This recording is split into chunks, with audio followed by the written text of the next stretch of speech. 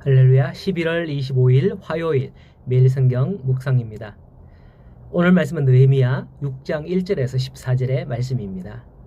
사람이 시기하거나 질투를 하게 되면 상대방을 해하려는 목적으로 유언비어를 퍼뜨리는 경우가 있죠. 요즘 인터넷으로 어떤 악성 댓글을 익명으로 악의적으로 유언비어를 퍼뜨리는가 하면 유튜브를 통해서 거짓 내용들을 올려서 혼란케 하는 가짜 뉴스, 이런 것들이 종종 나오고 있습니다. 참 어디까지 믿어야 할지 모르는 그런 세상 아닙니까? 오늘 말씀해 보니 산발락과 도비야, 아라비아 사람 게셈과 그 나머지 원수들은 성벽을 재건하지 못하도록 온갖 수단을 동원하는 것을 볼 수가 있습니다.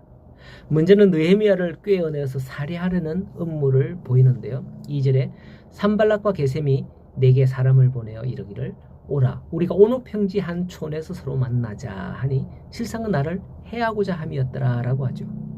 이때 성벽 재건은 성벽은 거의 다 쌓았고 아직 성문을 달지 않은 때라고 1절에서 밝히고 있습니다. 이스라엘이 성문을 달므로써 예루살렘 성이 완공된다는 것은 대적들 입장에서 보면 돌이킬 수 없는 다시는 돌이킬 수 없는 상황으로 가는 것이기에 어떻게 해서든지 이를 막으려고 하는 겁니다. 그 중심에는 느헤미야가 있다는 걸 알죠. 그래서 대적들은 성문 다는 것을 막기 위해서 느헤미야를 예루살렘 밖으로 유인하여서 살해하고자 한 것입니다. 참으로 대적들은 그들에게 기회가 있을 때에 모든 수단과 방법을 동원하여서 예루살렘 성벽의 재건을 막으려는 것을 볼 수가 있습니다. 만일 이때 느헤미야나 이스라엘 자손들이 방심하였더라면 예루살렘 성벽의 재건은 다시 무위로 돌아가고 말았을지 모릅니다. 성도 여러분, 이처럼 우리의 대적들은 우리가 완전한 구원에 이르기까지 우리를 위한 그 공격, 그 괴계를 멈추지 않는다는 것을 알아야 합니다.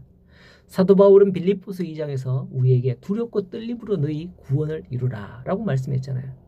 그리고 곧이어서 빌립보 3장에서는 나는 표대를 향하여 그리스도 예수 안에서 하나님이 위에서 부르신 부름의 상을 위하여 달려가노라 라고 했습니다. 우리는 아직 천국 문 안으로 들어가지 않는 이상은 사탄이 우리를 계속 넘어지게 하기 위해서 온갖 일을 저지르는 겁니다. 우리가 방심하면 우리는 천국 문 앞에서 멸망의 길로 갈 수 있습니다. 운동선수가 경기하는 걸 보면 그렇잖아요. 결승점 그 바로 앞에서 0.01초 차이로 뒤집어져서 승패가 나는 그런 경우도 종종 있죠. 신앙의 경주에서도 천국 문이 보인다고 해서 방심하여 전력을 다하지 않는다면 우리는 실패할 수도 있다라는 거죠. 두렵고 떨림으로 우리의 구원을 위해 달려가야 되고 부름의 상을 위하여 우리는 달려가야 된다는 거예요. 우리의 승리의 면류관을 얻지 못하게 하려는 사탄은 지금도 우리를 뒤쫓으면서 틈만 하면 우리를 넘어뜨리려고 한다는 그 사실을 잊지 말아야 되겠다라는 것을 더불어 기억해야 되겠습니다. 자, 느헤미야가 만일 이젠 다 되었다고 생각하고 그들과 담판을 지어야 되겠다라고 나갔다면 분명 큰 화를 당했을 거예요. 그런데 이를 응하지 않자 그들은 또 다른 전략을 짭니다. 5절에 보면 산발랏이 다섯 번째는 그 종의 손에 이 다섯 번째예요. 다섯 번째는 다섯 번째 횟수인데요. 종자의 손에 밀봉하지 않는 편지를 들려보내서 너와 유다 사람들이 모반하려고 성벽을 건축하려는 게 아니냐, 네가 왕이 되려는 게 아니냐 라면서 말을 지어내 헛소문을 퍼뜨리고 비방합니다. 우리는 여기서 산발랏이 느헤미야에게 보내는 편지를 봉하지 않았다, 밀봉하지 않았다, 누구든지 읽을 수 있도록 그냥 열어놨다, 그렇게 종에게 들려보낸 사실에 주목을 해야 됩니다. 편지를 봉하지 않았다는 것은 누구나 읽을 수 있다는 것을 의미하죠. 이것은 바로 누구나 읽고 그 내용에 대한 소문이 퍼져서 느헤미야가 스스로 해명하기 위해서 아니 나는 그게 아니라 이러면서 회담에 나오기를 바랐다는 거죠. 그게 헛소문이라도 이러쿵저러쿵 말이 나는 것을 느헤미야가 두려워했더라면 거기에 응할 수밖에 없는 겁니다. 오늘날 정치인들이 가장 두려워하는 게 여론이잖아요. 그래서 정치인들은 그게 바른 일임에도 불구하고 여론 때문에 그 바른 일을 하지 못하는, 타협하는, 합의하는 그런 모습들이 참 많아요. 안타깝습니다. 그 여론이 왜 그렇게 무섭다고. 목숨 걸고 좀 했으면 좋겠어요. 예. 하지만 전에도 말씀을 드렸습니다만 오히려 느헤미야는 총독의 녹을 요구하지 않을 정도로, 예? 총독의 월급이라고 보면 돼요. 총독의 월급을 요구하지 않을 정도로 청렴결백한 지도자였기에 이런 일에 대해서 한치의 두려움도 없었던 겁니다.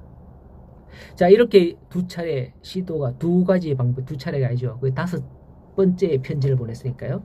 어쨌든 이렇게 두 가지 방법, 두 시도가 실패하자 마지막 이제 세 번째 방법을 시도합니다. 10절에 보면 스마야가 말하기를 그들이 너를 죽이러 올 테니 우리가 하나님의 전으로 가서 외소 안에 머물고 그 문을 닫자라고 하는 겁니다. 어찌 보면 이 말은 그대로 느헤미야를 위하는 말 같아요. 하지만 느헤미야는 12절에 깨닫습니다. 깨달은 적 그는 하나님이 보내신 바가 아니라 도비야와 산발랏에게 뇌물을 받고 이런 일을 내게 예언합니다 라고 하죠. 느헤미야는 제사장이 아니었습니다. 그러므로 성소에 들어가게 되면 그것은 하나님의 거룩하심을 침범하는 중대한 범죄자가 되는 거예요. 그런데 스마야는 느헤미야에게 대적들이 오기 전에 들어가 숨자라고 제안한 거죠. 이로 보아서 스마야는 아마도 제사장이었을 가능성이 큽니다. 느헤미야가 제사장 스마야의 제안대로 제사장만 출입할 수 있는 성소로 들어간다면 그는 하나님으로부터 징벌을 받아 백성들로부터 비난을 받고 더 이상 이스라엘의 지도자로서의 지위를 잃어버리게 될 것입니다. 그렇게 이게 다 대적들의 뜻대로 되는 거죠. 여러분, 우리는 이 시대에도 스마야와 같은 그런 지도자들이 있다는 걸 알아야 됩니다. 사탄에 매수되어서 하나님의 이름과 말씀을 빙자하여서 자기의 이기적인 탐욕을 채우려는 그런 자들이 많습니다. 한 예로 누군지는 말씀을 드리지 않아도 TV에 종종 나오죠. 그들은 하나님의 영광이나 성도들의 영혼에는 관심이 없습니다. 성경 말씀대로 사꾼 목자와 같은 자들이에요. 느헤미야가 12절에 깨달았다 하는 것처럼 우리는 이를 믿음으로 잘 분별해야 될 줄로 믿습니다. 여러분들이 하나님을 향한 열심을 가질 때에 분명 초를 치고 찬물을 끼얹는 일들이 나타날 겁니다. 그러할 때에 그걸로 인하여서 낙담하지 마시고 모든 일에서 깨닫고 지혜롭게 행하여서 하나님께 영광을 돌리는 그런 성도들이 되기를 간절히 소원합니다.